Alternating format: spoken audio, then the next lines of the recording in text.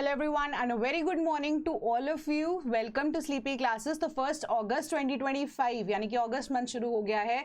सो उसके current affairs discuss करेंगे and उससे पहले उसका कॉन्टेक्स्ट जो हमारे पास न्यूज़ का होगा वो डिस्कस करेंगे एंड कि हमारा करंट अफेयर क्या है, देन उससे related MCQs and then answers को हम डिस्कस करेंगे ऊपर से एंड इन डिटेल आंसर्स के लिए आप टेलीग्राम ग्रुप को फॉलो कर सकते हो. ठीक है, या जो लिंक आपको डिस्क्रिप्शन बॉक्स में दिया गया होगा वहाँ से आप देख सकते हैं. ठीक है, दोनों चीज़ें आपके पास पॉसिबल हैं. सो अब शुरुआत करते हैं हम.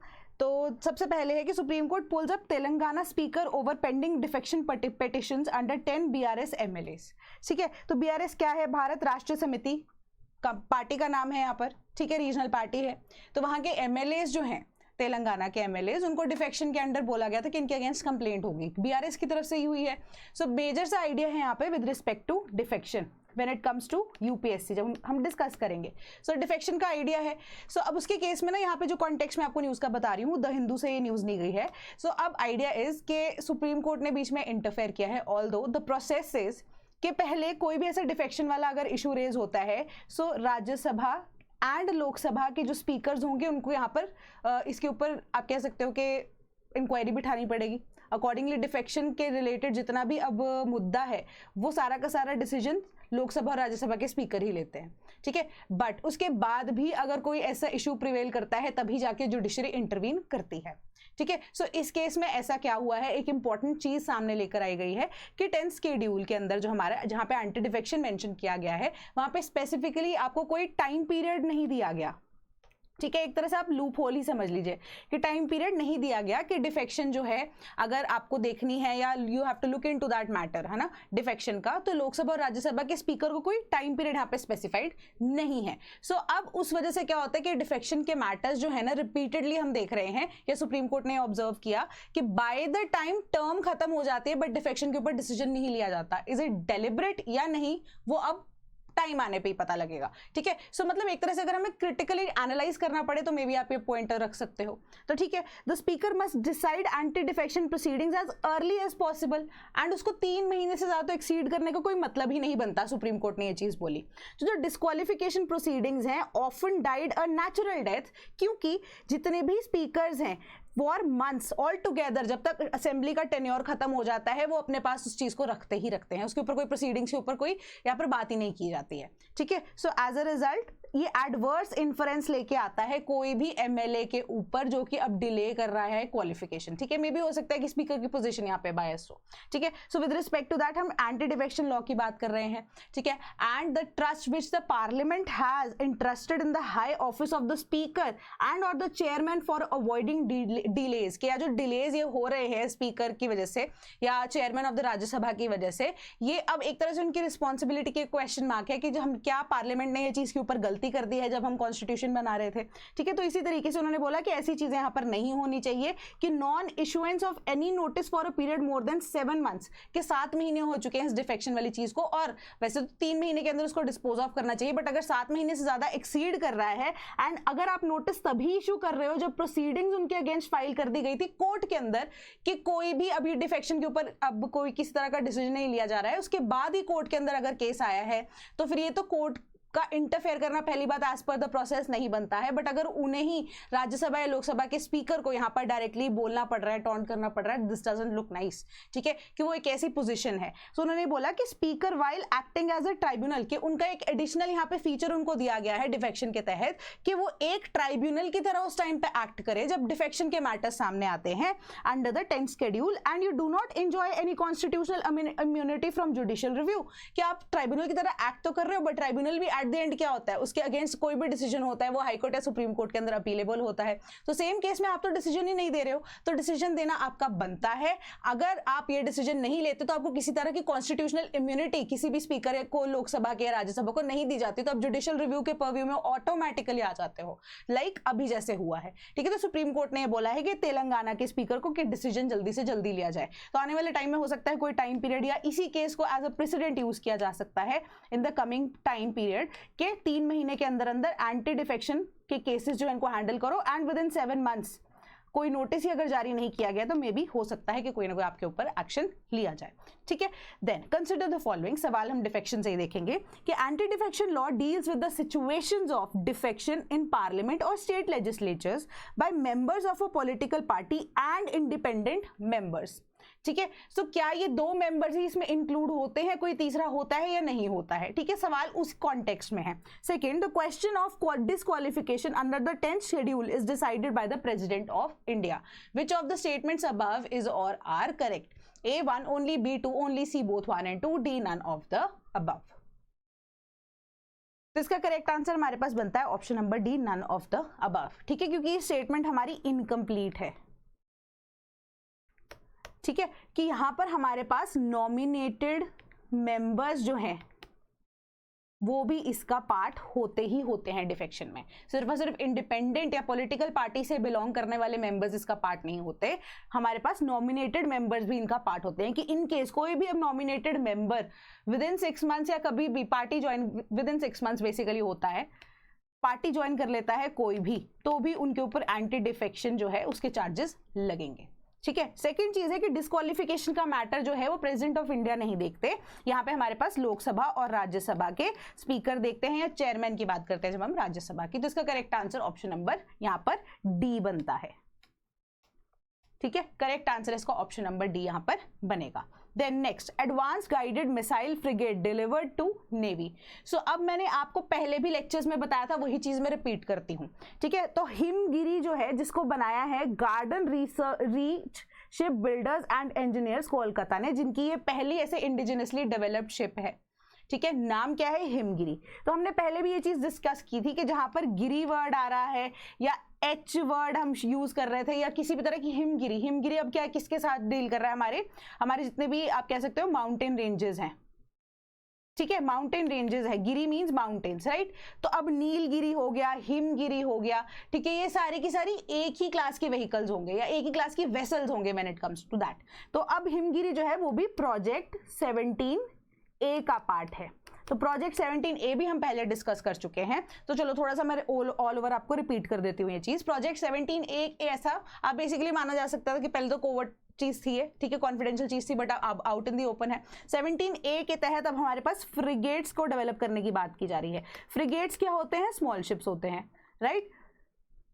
तो स्मॉल शिप्स जो कि अब बड़े शिप्स के साथ चलते हैं, उनकी डेवलपमेंट के ऊपर ये काम किया जा रहा है, ठीक है। सो अब ये जो छोटे शिप्स होंगे इनकी भी जब हम अपग्रेडेशन की बात कर रहे हैं तो इनके अंदर भी या इनको भी हम डिफेंस की पावर देंगे। डिफेंस की पावर कैसे? कि ये बड़े शिप को प्रोटेक्ट कर सके, है ना। सो इनके अंदर टॉर्पीडोज आप लॉन्च कर सकते हो, इनके ऊपर से आप मिसाइल्स लॉन्च कर सकते हो, गन की कैपेबिलिटी इनके पास है, तो ये सारी चीजें होंगी। सो अब ये हिमगिरी क्लास जो है, हिमगिरी जो है वो नीलगिरी क्लास को यहाँ पर बिलोंग कर रही है, ठीक है। सो हिमगिरी क्या है? It is the third ship of the Nilgiri class project 17A के तहत and first of the class built by GRSC। GRSC हमारे पास क्या है कि पहली तरह जो ऐसी कोलकाता में कंपनी है जिन्होंने इसे बनाया है। तो प्रोजेक्ट 17A जो फ्रिगेट्स है वो वर्सेटाइल है, मल्टी मिशन के लिए आप इसको यूज कर सकते हो, रेस्क्यू के लिए भी, डिफेंस पर्पसेस के लिए भी, ठीक है, एंड साथ में पेट्रोलिंग के लिए भी आप इसको यूज कर सकते हो।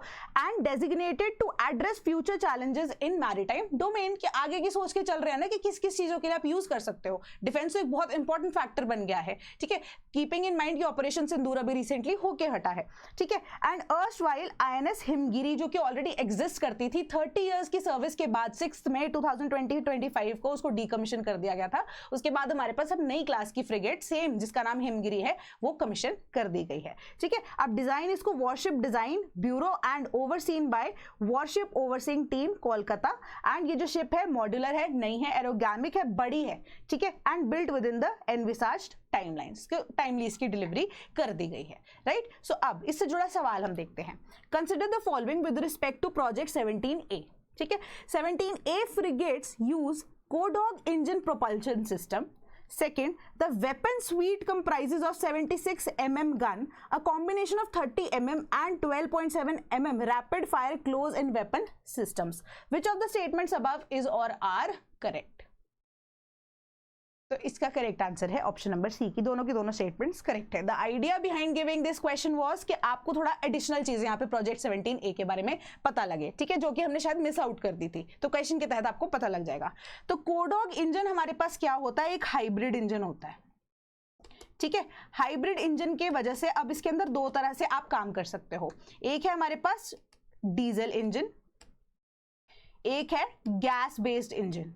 ये दो तरह के इंजन हमारे पास यहाँ पर एग्जिस्ट कर रहे हैं, ठीक है। कि अगर आपको नॉर्मल तरीके से चलना है या आप कह सकते हो नॉर्मल फ्यूल को बर्न करते हुए थोड़ा सा रैपिडली चलना है तो डीजल इंजन यूज किया जाता है, ठीक है। एंड न्यू टेक्नोलॉजीज को यूज करते हुए इन डेलिकेट सिचुएशंस या डेलिकेट इकोसिस्टम्स के थ्रू निकलना है, या आपको सडन यहाँ पर सर्ज चाहिए ऑफ एनर्जी, क्योंकि जो गैस है उसकी तरफ से अगर हम देखें तो थोड़ा प्रोपल्शन सिस्टम बेटर हो जाता है, ठीक है। एग्जॉस्ट या कार्बन एमिशंस की बात करते हैं वो भी कम हो जाती है, तो मल्टीपल इसकी जो यूजेजेस हैं, ठीक है। तो ये दोनों तरीके से एक हाइब्रिड इंजन है जिसको हम कोडॉग इंजन बोलते हैं, ठीक है। सो ये दोनों चीजें यहाँ पे एग्जिस्ट करते हैं, कोई भी either of the two use किया जा सकता है या हाइब्रिड मोड पे भी इसको यूज कर सकते हैं। प्लस हमने यहाँ पे सरफेस टू एयर मिसाइल्स की बात की थी, ठीक है। लॉन्ग रेंज या मीडियम रेंज वाली मिसाइल्स की यहाँ पे बात की थी, जो कि प्रोजेक्ट 17A में फ्रिगेट्स का पार्ट तो है ही है, टॉर्पेडोज की भी बात की थी। उसके अलावा गन्स में अगर हम बात करें 76 mm gun, combination of 30 mm and 12 mm rapid fire close in weapon systems इसके अंदर इनकलकेटेड है। तो ये दोनों की दोनों स्टेटमेंट्स हमारे पास करेक्ट है, ऑप्शन नंबर सी इसका करेक्ट आंसर बनता है।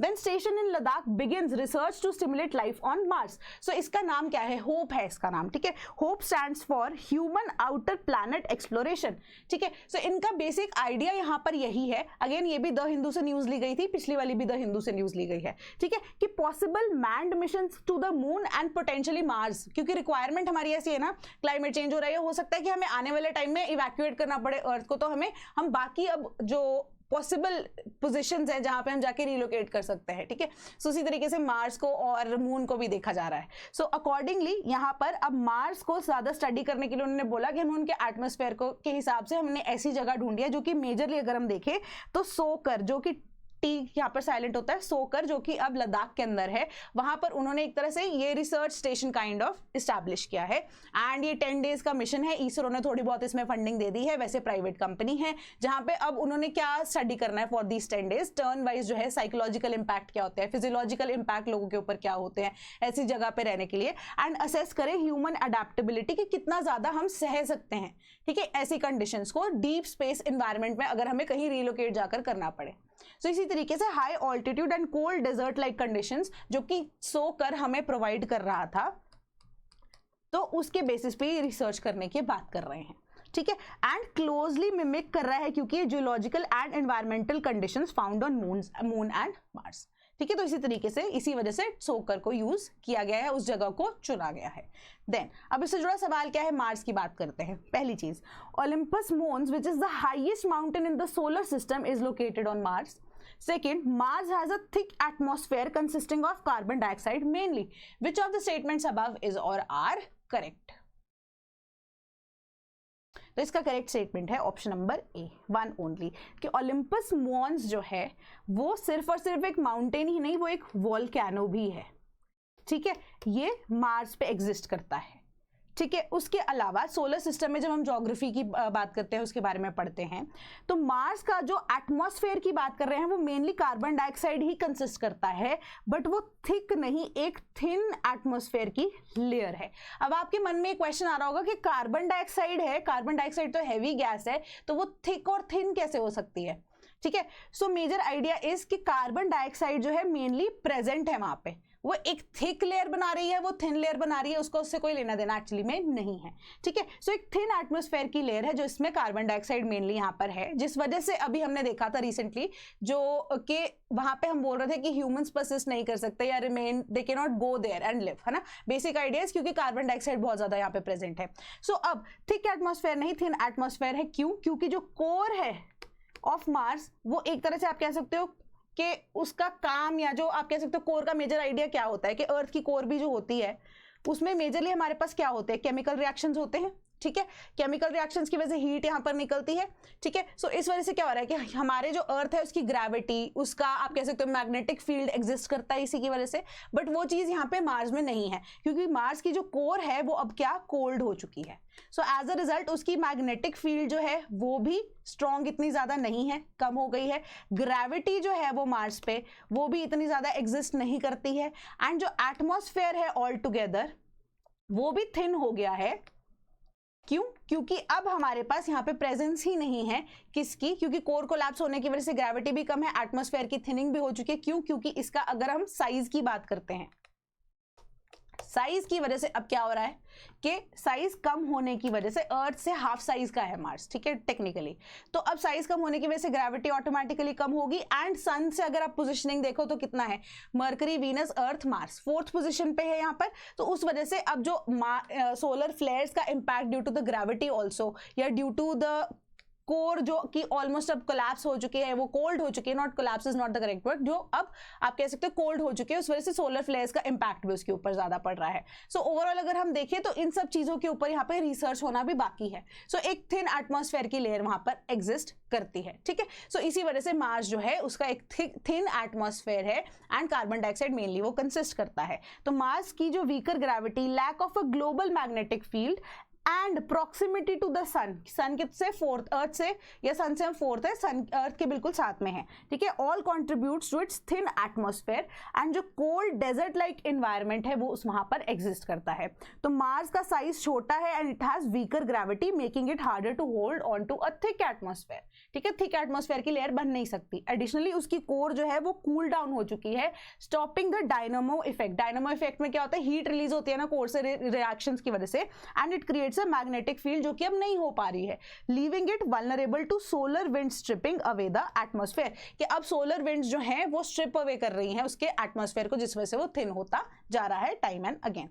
Then cabinet enhances budgetary allocation for Pradhan Mantri Kisan Sampada योजना, ठीक है। इनिशियली अब 1920 करोड़ बढ़ा दिए गए हैं एंड टोटल हमारे पास 652 करोड़ रुपीस इसके लिए दे दिए गए हैं। एंड बेसिक आइडिया इज कि ये पैसे इनको यूटिलाइज करने हैं for 50 multi product food irradiation units and 100 food testing labs. तो ये कैबिनेट ने अभी अप्रूव किया है। तो द हिंदू की ही ये न्यूज है, तो इससे जुड़ा सवाल अब हम देख लेते हैं। प्रधानमंत्री Kisan Sampada Yojana is a centrally sponsored scheme.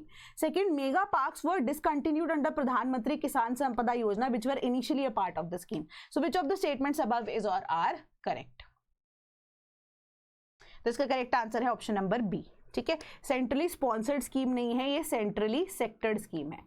सो उसी तरीके से यहाँ पर अब एक अम्ब्रेला स्कीम है जिसके अंडर मल्टीपल अंडर जो स्कीम्स है वो लॉन्च किए गए, ठीक है। उसके ऊपर थोड़ा सा देख लेते हैं यहाँ पर कि अब ये 2017-18 में लॉन्च की गई थी, ये अब सेंट्रल सेक्टर अम्ब्रेला स्कीम है, ठीक है। जिस वजह से अब क्या है, जो किसान है उनके प्रोडक्शन को एक तरह से सप्लाई चेन मैनेजमेंट के लिए ये लॉन्च की गई थी। सप्लाई चेन मैनेजमेंट के तहत multiple things were also allowed, के मार्केट के एक्सेस के लिए हम मेगा पार्क्स बनाएंगे, ठीक है। अब स्टोरेज के लिए जगह दे देंगे इनके फूड ग्रेन्स को, and micro processing enterprises schemes जो है उसके अकॉर्डिंगली हम छोटे छोटे यूनिट्स जो हैं एमएसएमई सेक्टर के अंडर उनको एस्टैब्लिश करेंगे, ठीक है। तो ये सारी चीजें यहाँ पर प्रॉमिस की गई थी, बट जैसे जैसे फीसिबिलिटी की हम बात कर रहे हैं उसके अकॉर्डिंगली जो under the component of the scheme namely food या मेगा फूड पार्क्स, इनको डिसकंटिन्यू कर दिया गया था 2021 के अंडर, ठीक है। सो ये इसका पार्ट है, बिल्कुल करेक्ट यहाँ पर स्टेटमेंट हमारी ऑप्शन नंबर बी बनती है। Then next, language and division of states. So ये एग्जैक्ट कॉपी है बहुत सारी चीजों की जो कि आप पढ़ते हो एनसीईआरटी के अंदर, जहां पे आप अपनी पॉलिटी के एनसीईआरटी में रीऑर्गेनाइजेशन ऑफ स्टेट्स पढ़ते हो, ठीक है। वहां पे एग्जैक्टली यहाँ पर सेम चीजें लिखी गई हैं। मोटा मोटा मैं आपको बता देती हूँ क्या दिया गया है यहाँ पर। पार्ट ए स्टेट्स आपको बताई गई हैं, पार्ट बी स्टेट्स बताई गई हैं, पार्ट सी और पार्ट डी स्टेट्स बताई गई हैं। कि पार्ट ए के अंदर हमारे पास 9 स्टेट्स थी जो कि अब गवर्नर्स की प्रोविंसेस हुआ करती थी in British India. Part B जो है फॉर्मर प्रिंसली स्टेट्स और ग्रुप्स ऑफ प्रिंसली स्टेट्स हैं।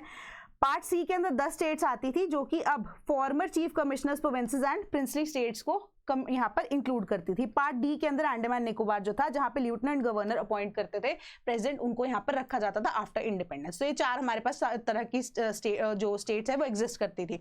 अब धीरे धीरे क्या हुआ, लैंग्वेज का बैरियर जो है उसकी वजह से हमें क्या था, रीऑर्गेनाइजेशन ऑफ स्टेट चाहिए थी। सो उसके अकॉर्डिंगली मेजर आइडिया वॉज कि सबसे पहले धर कमेटी या धर कमीशन को इस्टेब्लिश करने की बात की जा रही थी। तो धर कमीशन जो है 1948 के अंदर इस्टेब्लिश किया गया था। उनको बोला गया कि किस तरीके से हम लैंग्वेज के बेसिस पे कौन से और क्राइटेरिया के बेसिस पे स्टेट्स को रिऑर्गेनाइज करें, क्योंकि मुद्दा बार बार उठ रहा था, ठीक है। बट यहाँ पर धर कमीशन ने जो है यही चीज बोली थी कि आप लैंग्वेज के बेसिस पे डिसीजन मत लीजिए, ठीक है। लैंग्वेज के बेसिस पे बाइफर्केशन यहाँ पर मत कीजिए स्टेट्स की। तो उसके बाद हमारे पास जेवीपी कमेटी 1949 में। अब ये जेवीपी कमेटी के अंदर 3 ऐसे लोग हैं, इंपॉर्टेंट लोग हैं, उनका नाम मुझे आप कॉमेंट बॉक्स में बताएंगे कि कौन सी है। जेवीपी कमेटी 1949 में धर कमेटी के डिसीजंस के ऊपर यहाँ पर थोड़ा सा और आप कह सकते हो कि ब्रेनस्टॉर्मिंग करना शुरू किया उन्होंने, तो फाइनली यही चीज़ को डिसाइड किया गया था कि सिंस हमारे पास पोती श्रीमल्लू जो है जिन्होंने फास्टिंग की थी, है ना, उनकी डेथ हो जाती है, एंड अकॉर्डिंगली हमारे पास स्टेट्स रिऑर्गेनाइजेशन एक्ट आता है 1956 का, एंड 53 के अंदर हम देख रहे हैं कि आंध्र जो है उसको सबसे पहले ऐसे लिंग्विस्टिक बेसिस पे जो डिसीजन देने के बाद स्टेट बना दिया गया था। तो आगे कैसे स्टेट्स की डिवीजन होगी, तो पंजाब और बॉम्बे की यहाँ पे केस स्टडी आपको एक्स्ट्रा दी गई है, इसको आप लाइट रीडिंग के तौर पर पढ़ सकते हो, बहुत इंफॉर्मेशनल है बट बेसिक है, आप एनसीईआरटी में इस चीज़ को पढ़ते हो, ठीक है। सो फाइनली अब अभी के कॉन्टेक्स्ट में उन्होंने यही बोला कि इनिशियली जो लैंग्वेज बेसिस पे सब बोल रहे थे कि आप गलती कर रहे हैं स्टेट्स को रिऑर्गेनाइज करके, अभी के बेसिस पे अगर हम एक सक्सेस स्टोरी की तरह से काउंट करते हैं, ठीक है, कि लैंग्वेज के बेसिस पे जो स्टेट्स को ऑर्गेनाइज कर दिया गया था वो it was one of the best decisions, ठीक है, जिसको इनिशियली सब अपोज कर रहे थे। सो ये इसके अंदर न्यूज़ के अंदर है। सवाल देखते हैं। तो JVP committee was established to assess the recommendations of Dhar committee, मैं आपको बता चुकी हूँ। Second, the Dhar committee explicitly advised for the creation of provinces based solely और primarily on linguistic lines, which of the statements above are correct. तो मैं आपको automatically यहाँ पर बातों बातों में सब कुछ बता चुकी हूँ। अब पहली स्टेटमेंट हमारे पास सही है, सेकंड स्टेटमेंट हमारे पास क्या होती है, लिंग्विस्टिक बेसिस पे उन्होंने मना किया था, ठीक है, तो सेकंड स्टेटमेंट हमारी इनकरेक्ट हो जाती है। सो हमारे पास correct answer option number A ही इसका बनता है। डिटेल्ड आंसर्स के लिए आप टेलीग्राम ग्रुप को फॉलो कर सकते हो। सो ये अब आपका होमवर्क है। एक नया अवार्ड जो है अब लॉन्च किया जा रहा है, उसके अंदर क्या क्या चीज़ें होंगी, क्या इंक्लूड होगा, तो एंड स्वामीनाथन कमेटी भी हमारे पास थी, उसके बेसिस पे आप इसके ऊपर थोड़ा सा बिल्डअप कर सकते हो, ठीक है। In case if you preparing for UPSC we have an ongoing batch, link description box में आपको मिल जाएगा। Same for the case of test series. कोई भी डाउट होता है तो कमेंट बॉक्स में मुझे जरूर बताना। That is all from my side today. Thank you so much.